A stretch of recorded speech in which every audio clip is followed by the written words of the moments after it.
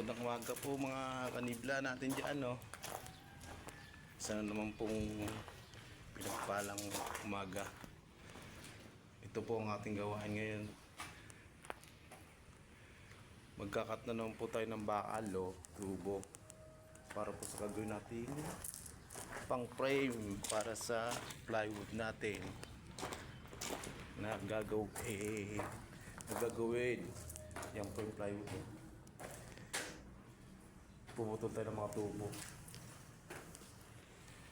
Ako lang pala, hindi pala kayo kasama. Nagpuputol ako ng tubo at para sa ating frame.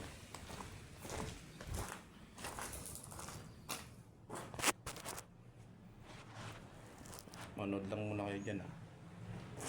Huwag niyo akong iwan, ha. Yan muna ang gawin natin ngayong umagang to.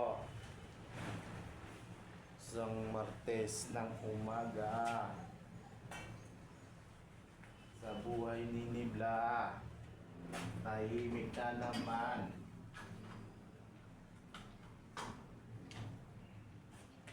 Tayo.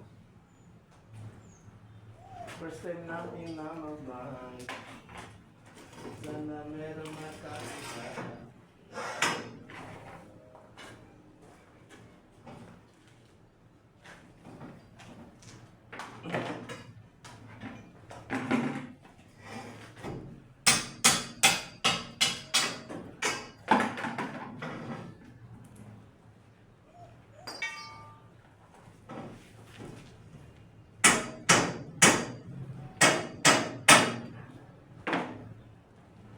Iingay na naman.